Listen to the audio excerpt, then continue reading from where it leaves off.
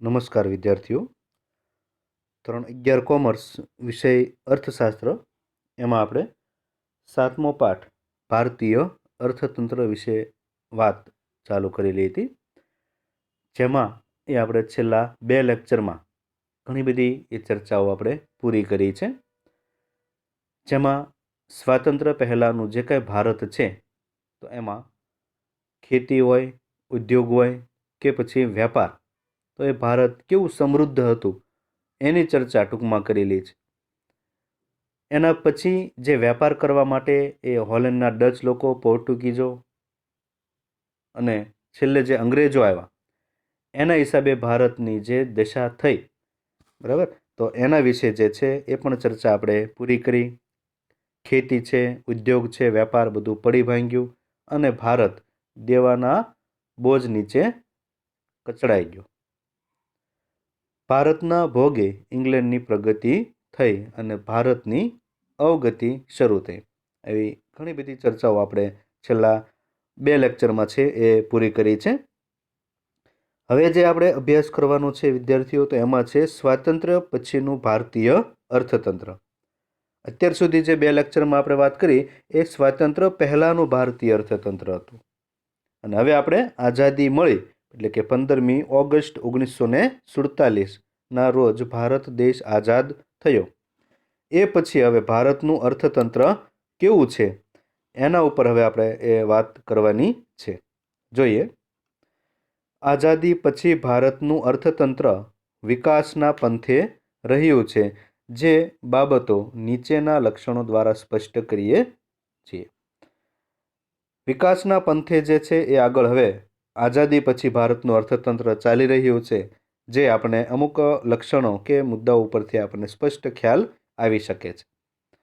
દુનિયાના જે છે એ મોટા ભાગે જોઈએ તો 3 પ્રકારના દેશો હોય છે, બરાબર. જેમાં એક છે તો કે અલ્પ વિકસિત દેશ, બીજો છે વિકાસશીલ અથવા તો વિકાસમાન દેશ અને ત્રીજું છે વિકસિત દેશ. ભારત જે છે એ વિકાસશીલ દેશોમાં આવે છે, પણ પહેલાં એ શું હતો? અલ્પ વિકસિત દેશ. હવે એ વિકાસ તરફ આગળ વધી રહ્યો છે, એટલે કે એ વિકાસશીલ દેશ કહી શકાય અને વિકાસશીલ દેશથી હવે એ વિકસિત દેશ તરફ આગળ વધી રહ્યો છે. એના લક્ષણો ઉપરથી આપણને ખ્યાલ આવી શકે. માથાદીઠ આવક, રાષ્ટ્રીય આવક જે છે એના દ્વારા એ આપણને સ્પષ્ટ ખ્યાલ હોઈ શકે. બેરોજગારી જે છે, ગરીબી જે છે, વસ્તી, આ બધા પાયાના પ્રશ્નો છે જે પહેલાં આપણે આઝાદ થયા ત્યારે પણ હતા, અત્યારે પણ છે. એમાં થોડો ઘણો ફેરફાર થયેલો છે. પણ પહેલાં જે લોકોનું જીવન હતું, માથાદીઠ આવક હતી, એની સરખામણીમાં હવે જે છે એ ભારતની માથાદીઠ આવક એ વધી રહી છે. તો એમ કહી શકાય કે આઝાદી પછી ભારતનું અર્થતંત્ર એ વિકાસના પંથે આગળ વધી રહ્યું છે. જો એમાં સૌથી પહેલી જ બાબત છે માથાદીઠ આવક. માથાદીઠ આવક જે છે એની એ ગણતરી આપણે કરવી હોય તો એના માટેનું એક સૂત્ર છે, જેનું એ સૂત્ર એ રીતે છે કે ભારતની કુલ રાષ્ટ્રીય આવક એને ભાગ્યા કુલ વસ્તી. કુલ ભારતની એ રાષ્ટ્રીય આવક એને ભાગ્યા કુલ વસ્તી દેશની. તો એ જે આંક મળે એને આપણે માથાદીઠ આવક તરીકે ઓળખીએ છીએ. માનવ વિકાસ અહેવાલ 2014 મુજબ વર્ષ 2013માં $5,150 હતી. ભારતની માથાદીઠ આવક કેટલી હતી? $5,150. પહેલાં જે છે એ જોઈએ તો માત્ર જે છે એ શરૂઆતમાં એની જે કંઈ છે એ ભારતની આવક માત્ર $480 હતી. પણ આપણે એની સરખામણી કરીએ, બરાબર, તો આપણે જોઈએ કોષ્ટક કે ભાઈ નોર્વે જે છે એની આવક છે 63,909. અમેરિકા છે 52,308. જર્મની છે 43,049. ઇંગ્લેન્ડ છે 35,002. આ બધા જે છે એની સરખે આપણે સરખામણી કરવાની નથી, कारण के आ बधा देशों जे छे ए तो बधा देशों विकास थई गयो छे एटले के विकसित देशों छे। આપણે ભારત જેવા અલ્પ વિકસિત દેશ અથવા તો વિકાસશીલ દેશો જે છે ને એની વાત આપણે કરવાની છે। તો એમાં આપણે જોઈએ તો આપણી જેવા દેશો કયા, તો કે એક તો ચીન, એક શ્રીલંકા, એક ભારત, પાકિસ્તાન અને બાંગ્લાદેશ। આ બધા આપણી જેવા દેશો કહેવાય। તો આ બધા દેશોમાં જુઓ તો ચીનની જે છે એ માથાદીઠ આવક છે 11,477। એ આપણી જેવો જ છે વિકાસશીલ દેશ। એ સિવાય તો કે શ્રીલંકા જુઓ તો એની પણ આવક જે છે 9,250 છે, એ પણ ઘણી બધી વધારે જ છે।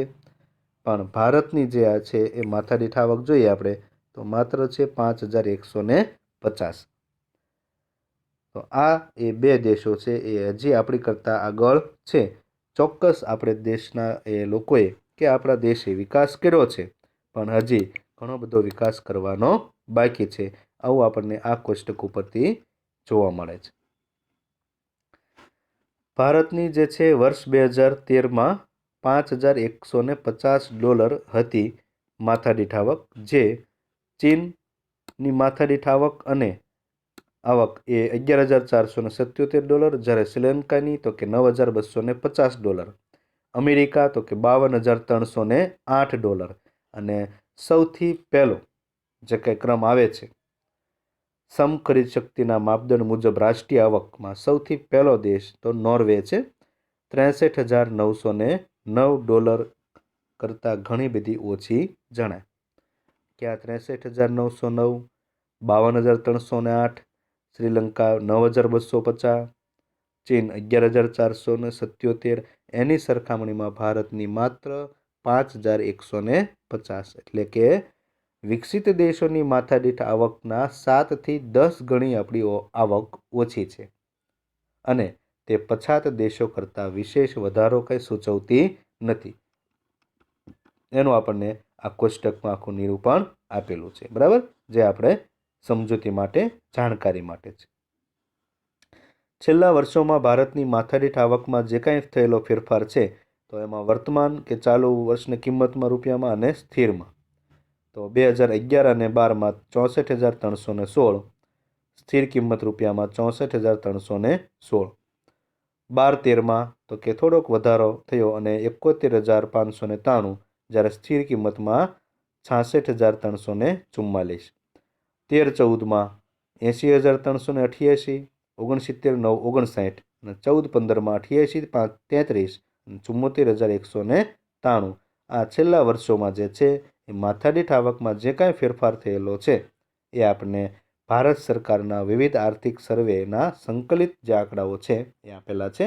આ આંકડાઓ બધા કાલ્પનિક નથી હોતા, માનવ વિકાસ અહેવાલ જે છે એના દ્વારા પ્રકાશિત કરવામાં આવેલા હોય છે।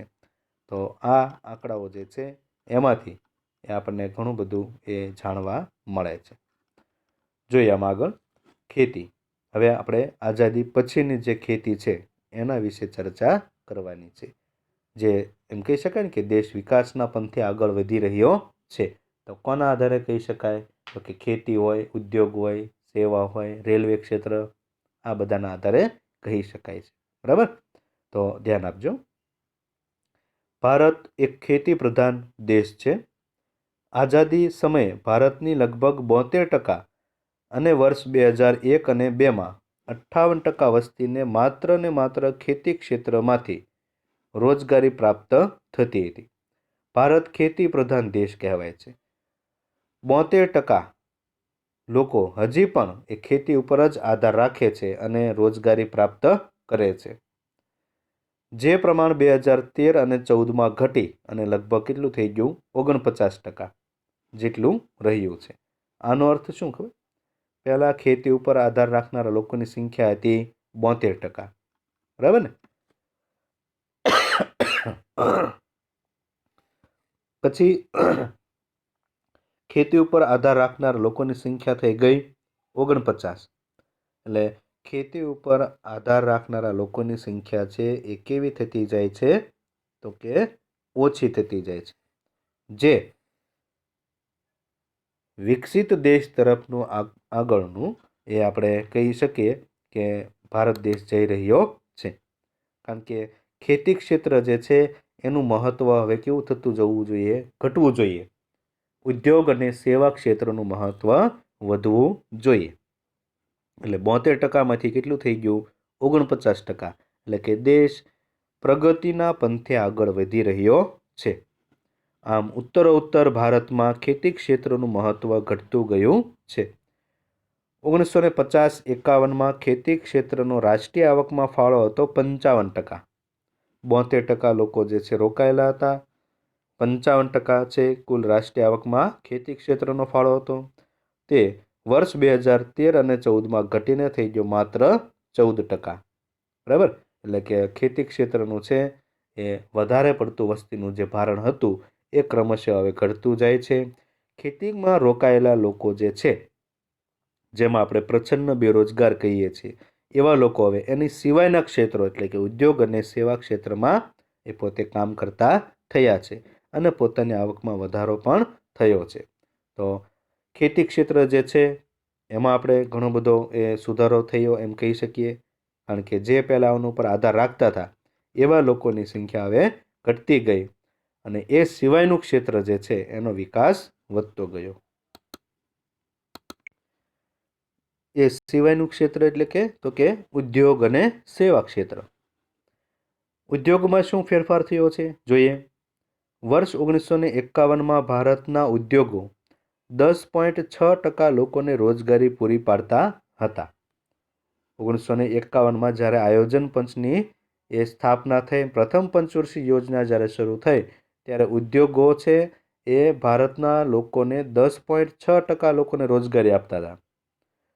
આ પ્રમાણ 2001માં છે એ 18.2% થયું અને આ પ્રમાણમાં વધારો થયો અને 2011 અને 2012માં ઉદ્યોગ ક્ષેત્રે રોજગારીનું પ્રમાણ કેટલું થઈ ગયું? 24.3. ખ્યાલ આવ્યો? કૃષિમાં મહત્વ ઘટતું ગયું ને, આમાં વધારે લોકોને રોજગારી મળતી થઈ. 10.6 હતું એને બદલે 24.3 થયું. એટલું જ નહીં, પણ 1950-51માં ઉદ્યોગ ક્ષેત્રે રાષ્ટ્રીય આવકમાં 16.6%નો હિસ્સો આપતું હતું, જે પ્રમાણ હવે વર્ષ 2013 અને 2014માં વધી અને 26% થયું. આ ઉપરાંત ઉદ્યોગ ક્ષેત્રે વર્તમાન સમયમાં 2/3 ભાગની નિકાસ કમાણી હોય તો પણ હવે ઉદ્યોગ ક્ષેત્ર જ કરે છે. આમ ઉદ્યોગ ક્ષેત્રે ભારતનો જોગ વધ્યો છે, પણ વાસ્તવમાં ભારત ઔદ્યોગિક દેશ બની શક્યો નથી. જ્યારે રાષ્ટ્રીય આવકનો 1950-51માં 15%, 80-81માં 24%, 2000 અને 2001માં 27.3% અને 13 અને 14માં 26.2% હિસ્સો આપ્યો છે. રિઝર્વ બેંક ઓફ ઇન્ડિયા અને કેન્દ્રીય આંકડાકીય સંસ્થા એટલે કે સેન્ટ્રલ સ્ટેટિસ્ટિકલ ઓર્ગેનાઇઝેશન દ્વારા આ આંકડાઓ રજૂ કરવામાં આવ્યા છે. એટલે ખેતી સિવાયનું જે ક્ષેત્ર ઉદ્યોગ છે, તો ખેતીમાંથી એનું મહત્ત્વ એ અને લોકો બે ઘટતા ગયા અને એ બધા જે છે એ ઉદ્યોગમાં આવતા થયા. એના હિસાબે ઉદ્યોગમાં જે પહેલાં 10.6% લોકોને રોજગારી પૂરી પાડતું એની બદલે એ 24.3% લોકોને રોજગારી પણ પૂરું પાડતું થયું. એટલે આમ એમ કહી શકીએ કે રાષ્ટ્રીય આવકમાં જેનો પહેલો ફાળો 16.6% હતો એની બદલે વધી અને 13-14માં થઈ ગયો 26%. એટલે કૃષિનું મહત્ત્વ ઘટતું ગયું અને ઉદ્યોગ અને સેવા ક્ષેત્રનું કે એનો ફાળો છે એ વધતો ગયો, જે એક પ્રગતિશીલ ભારતીય અર્થતંત્રનું એક મહત્ત્વનું એ વલણ કહી શકાય. ત્યાર પછી છે સેવા ક્ષેત્ર. ઈસવીસન 1951માં ભારતના સેવા ક્ષેત્રનો કુલ રોજગારીમાં 17.3% ફાળો હતો. પહેલાં તો આપણે એ જોવાનું કે સેવા ક્ષેત્રમાં કોનો સમાવેશ થાય. તો સેવા ક્ષેત્રમાં છે જે સરકાર હસ્તક જે કાંઈ બધી યોજનાઓ છે, ક્ષેત્રો છે બધા સરકાર હસ્તક, એ બધાનો સમાવેશ સેવા ક્ષેત્રમાં થાય. એટલે કે શિક્ષણ, આરોગ્ય, રોડ રસ્તા, રેલવે, સિંચાઈ, વીજળી, સંદેશ વ્યવહાર, ટપાલ વ્યવહાર, બેંક, વીમો, આ બધું જે છે એ સરકાર હસ્તક છે, તો એને સેવા ક્ષેત્ર તરીકે આપણે ઓળખીએ છીએ.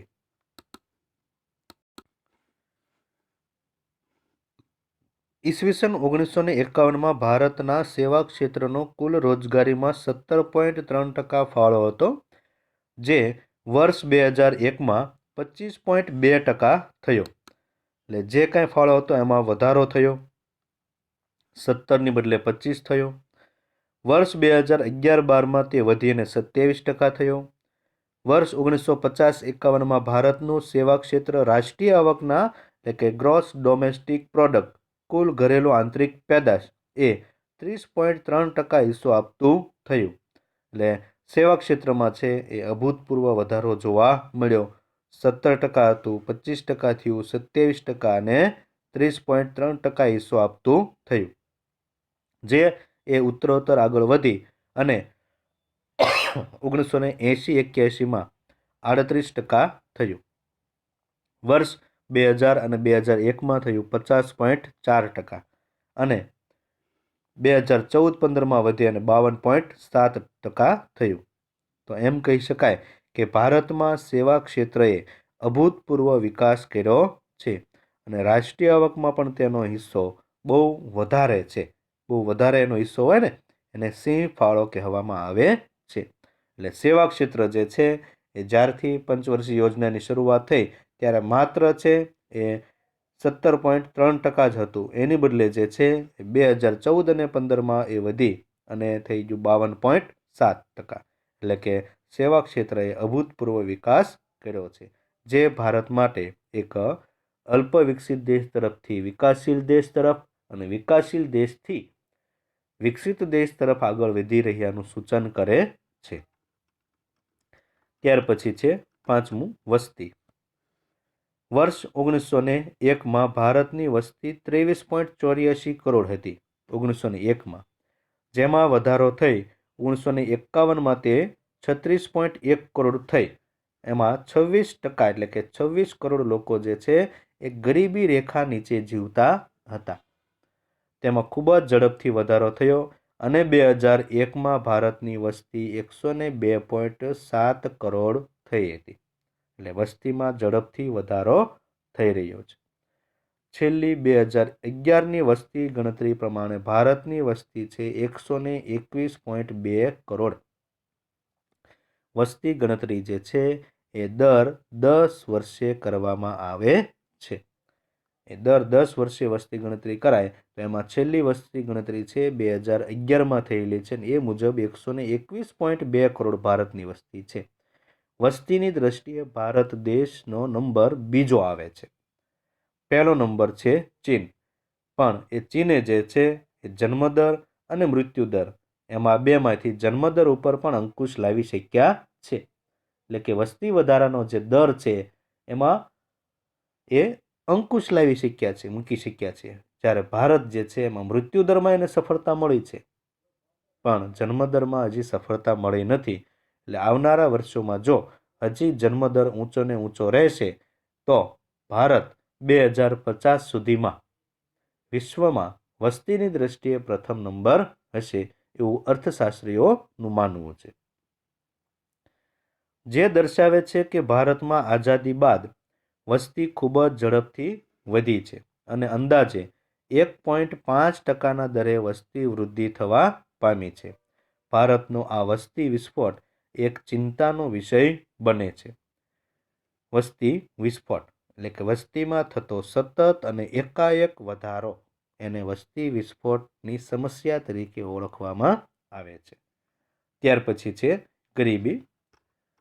ભારત નિરપેક્ષ ગરીબીની સમસ્યા ધરાવતો દેશ છે। ગરીબીની એ સમસ્યા જે છે ગરીબીનું સ્વરૂપ બે પ્રકારનું હોય છે, એક સાપેક્ષ અને એક નિરપેક્ષ।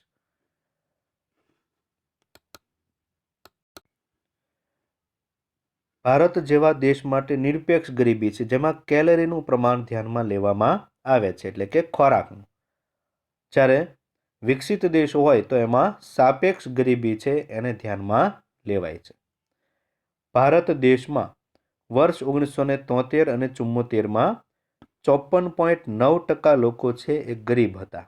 પહેલાં તો ગરીબ કોને કહેવામાં આવે?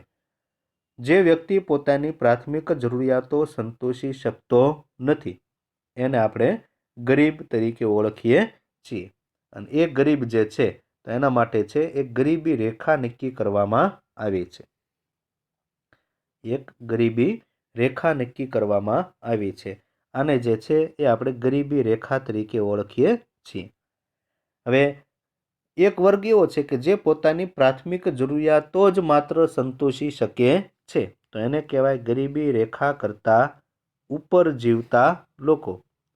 એટલે કે ગરીબી રેખા કરતાં ઉપર જીવતા લોકો એને અંગ્રેજીમાં કહેવાય એબોવ પોવર્ટી લાઇન. ખ્યાલ આવ્યો? આ જે છે એ ગરીબી રેખા છે અને એની કરતાં ઉપર જીવતા લોકો હોય ને એને કહેવાય એબોવ પોવર્ટી લાઇન. અને એક લોકો એવા છે કે જે પોતાની પ્રાથમિક જરૂરિયાતો પણ સંતોષી શકવા સક્ષમ છે નહીં, તો એને કહેવાય ગરીબી રેખા કરતાં નીચે જીવતા લોકો, એટલે કે બેકવર્ડ પોવર્ટી લાઇન. રેશન કાર્ડમાં આપણે તમે આવા નામ ઘણીવાર જોયા હશે. ગરીબી રેખા કરતાં ઉપર જીવતા લોકો માટેનું રેશન કાર્ડ, તો એમાં જે છે એ એપીએલ લખેલું છે. ગરીબી રેખા કરતાં નીચે જીવતા લોકો માટેનું કૌટુંબિક રેશન કાર્ડ, તો એમાં છે એ બીપીએલ લખેલું છે. બરાબર?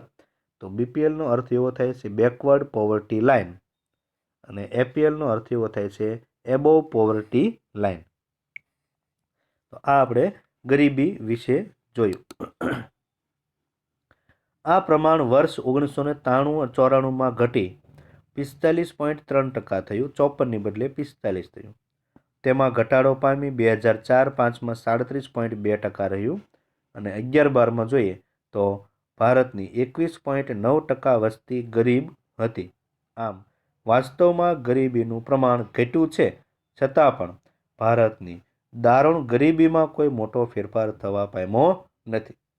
જે પહેલાં ગરીબીનું પ્રમાણ હતું 54%, એની બદલે ચોક્કસ 21% થયું છે ખરા, પણ હજી ગરીબીમાં કંઈ બહુ મોટો ફેરફાર જોવા મળ્યો નથી.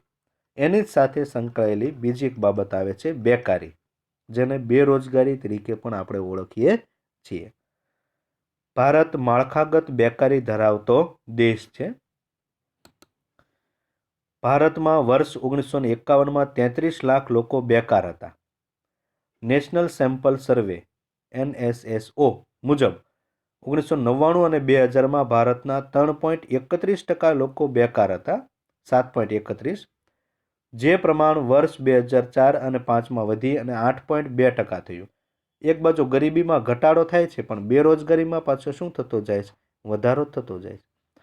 બેકારીના પ્રમાણમાં વર્ષ 2009-10માં ઘટાડો થઈ 6.6% થયું અને તે પ્રમાણ 2011-12માં ફરી ઘટી અને થયું 5.6% સુધી નીચું આવ્યું. પરંતુ ભારતની ગ્રામીણ બેકારી એટલે કે ગામડાઓમાં અને ખેતી ક્ષેત્રમાં જે જોવા મળતી પ્રચ્છન્ન બેરોજગારી કે બેકારીનું પ્રમાણ વિશેષ છે.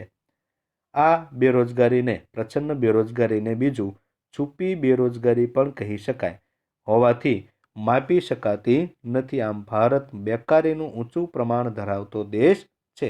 બેરોજગારીની સંખ્યા ભારતમાં ઉત્તરોત્તર વધતી જાય છે. માનવ વિકાસ.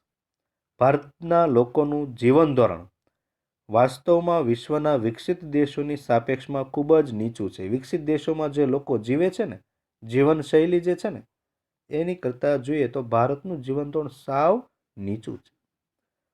સામાન્ય રીતે માનવ વિકાસ અહેવાલ હ્યુમન ડેવલપમેન્ટ રિપોર્ટ કે જેની રચના સંયુક્ત રાષ્ટ્ર સંઘ કરે છે, તે મુજબ સરેરાશ આયુષ્ય, જ્ઞાન, જીવન ધોરણ માપદંડ અનુસાર એક માનવ વિકાસ આંક તૈયાર કરવામાં આવે છે. આ માનવ વિકાસ આંક રજૂ કરતા અહેવાલને માનવ વિકાસ અહેવાલ તરીકે ઓળખીએ છીએ. અને એ અહેવાલમાં 3 બાબતોને ધ્યાનમાં લેવાય: એક સરેરાશ આયુષ્ય, એક જ્ઞાન અને એક જીવન ધોરણ.